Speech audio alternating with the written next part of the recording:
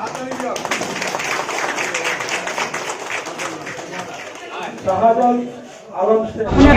কংগ্ৰেস এটা ৰাষ্ট্ৰীয় দল, কংগ্ৰেসেৰ বেনাৰত আপুনি জয়ী হৈছিল।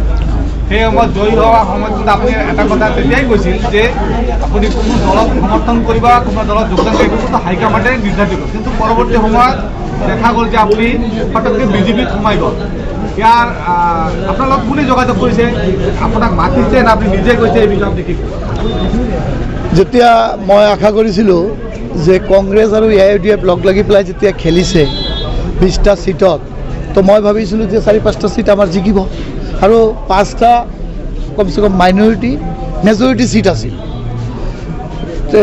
যেনেকুৱা আমাৰ গুমা, ফকীৰাগ্ৰাম, থুৰিবাৰী, তো এটা ছিটতো আপোনালোকেও জানে যে এটা ছিটো জিকা নাই। তাৰমানে এইটো মিত্ৰতাক মাইনৰিটি মানুহে মানি লোৱা নাই। তাৰ কাৰণে আজি আপোনালোকে জানে যে মোক ভোট দিছে সব জাতি জনগোষ্ঠীৰ মানুহে। সবে এটাই মুখত কথা আছিল, ৰাইজৰ মুখত এটাই কথা, আজিও এটাই কথা আছে যে এখেতক আমি জিকালে আমাৰ সমষ্টিৰ উন্নতি হ'ব, ডেভেলপ হ'ব। সেইটো আশা কৰি পেলাই ৰাইজে মোক BTCত 40টা ছিটৰ ভিতৰত ছেকেণ্ড হাইষ্ট মাৰ্জিন দি পেলাই জিকাইছে। তো এতিয়া জিকাৰ পিছত মই চাইছোঁ কেলকুলেশ্যন কৰি পেলাই যে মই বিৰোধীত অকলে এটা কংগ্ৰেছত থাকি পেলাই মই একো ৰাইজৰ এটা ইটাও লগাব নোৱাৰোঁ, এটা উন্নতি কৰিব নোৱাৰোঁ।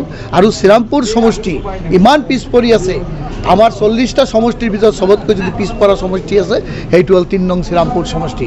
ইয়াত আমাৰ কাঠৰ যে দলং আপোনালোকে নিজে চাইছে, তাৰ পৰা বাচ্চা স্কুলত যাবলৈ পৰি যায়, বুঢ়া মানুহবিলাক চাইকেল লৈ গৈ কিমান মানুহ ইনজৰ্ড হৈ গ'ল, এটা দুটা ঢুকাইও গ'ল।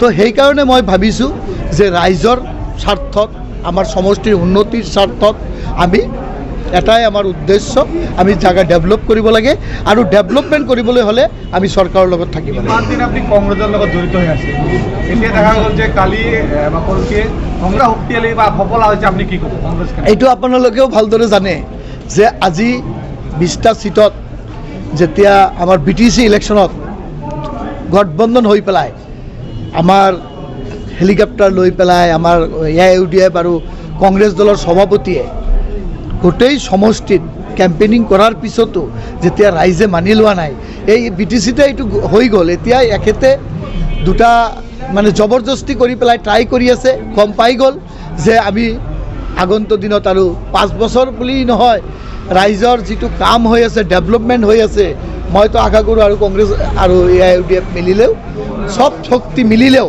ৰাইজৰ দল AJP সবে মিলিলেও অসমত বা ভাৰতবৰ্ষত চৰকাৰ কৰিব নোৱাৰে। সবৰ অন্তৰত আৰু সবৰ লাগে ডেভেলপমেণ্টৰ ক্ষেত্ৰত সব ডেভেলপমেণ্ট BJPয়ে যি ডেভেলপ কৰিছে, ডেভেলপমেণ্টৰ ক্ষেত্ৰত আৰু ৰাইজৰ মুখে মুখে BJP হৈ আছে। আৰু আমাৰ প্ৰধানমন্ত্ৰী ডাঙৰীয়া আৰু আমাৰ চিফ মিনিষ্টাৰ আৰু আমাৰ হেমন্ত বিশ্ব ডাঙৰীয়া, আমাৰ ফাইনেন্স মন্ত্ৰী, এখেতে যি কাম কৰি আছে আৰু ৰাইজৰ যি সেৱা আগবঢ়াই আছে, তাত ৰাইজ বহুত সুখী। আমি এইপিনে ৰাইজৰ কথা চিন্তা কৰি, ডেভেলপমেণ্টৰ কথা চিন্তা কৰি আমি BJPলৈ আহিছোঁ। দেখা গৈছে যে শ্ৰীৰামপুৰ ভোটাৰে আপোনাক বিপুল ভোটে জিতাইছে, তেখেতে চিন্তা কৰিছিলে যে আপুনি জিকাৰ পিছত EM হ'ব। এতিয়া BJPৰ কি চিন্তাধাৰা, আপোনাক বিপুল ভোটত জিকাৰ মানে আপোনাক দিব না নাই? মই ভাবোঁ মই EM হোৱাটো মোৰ লক্ষ্য নহয়, মোৰ লক্ষ্য হ'ল সমষ্টি ডেভেলপ কৰা।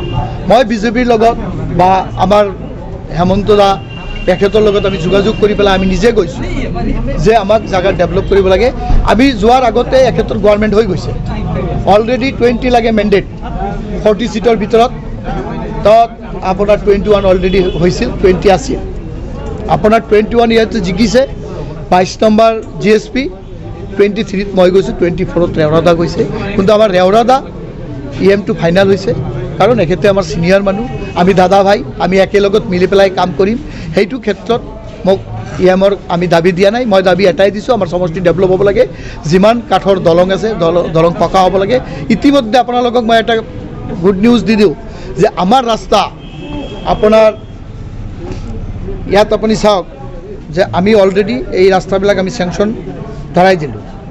আমাৰ লয়লা স্কুলটো একদম ডিংডিঙা, তাত আমাৰ 2.5 কিলোমিটাৰ ৰাস্তা, শিমুল টাপু লাইন দক্ষিণৰ পৰা একদম ব্লক চৰলৈকে যে নদী তালৈকে আমি CC ব্লক কালপাৰ্ট তাৰপিছত আমাৰ বুঢ়ীচাদাম টু পলাশগুৰি ৰোডটো আমি কমপ্লিট মানে উইদিন 3 মাহৰ ভিতৰত আমাৰ এইবিলাক চব কমপ্লিট হৈ যাব আমাৰ এনেকুৱাকৈ আমি টোটাল 12 কিলোমিটাৰ ৰোড অলৰেডি ধৰালোঁ আৰু আমাৰ এই শ্ৰীৰামপুৰৰ যেটো ড্ৰেইনৰ সমস্যা আপোনালোকে নিজেও গৈছিল এইবাৰ বাৰিষাৰ টাইমত এইটো আমি ড্ৰেইন অলৰেডি মই ধৰাই দিলোঁ তো আমাৰ এই যে ডেভেলপমেণ্টৰ কাম 17 বছৰত যিটো হোৱা নাই আজি মই বিৰোধীত থাকিলে এইবিলাক কৰিব নোৱাৰিলোহেঁতেন মোৰ এটাই চৰ্ত মই বিজেপিক আমাৰ হেমন্ত দা আমি এটাই চৰ্ত দিছোঁ যে আমাৰ আপুনি মোক সুযোগ কৰি দিব লাগে আমি ৰাইজৰ সেৱা কৰিব লাগে দাদা বহুতে কৈছে যে আপুনি বিজেপিক ভয় এইবিলাক মানুহে ক'বই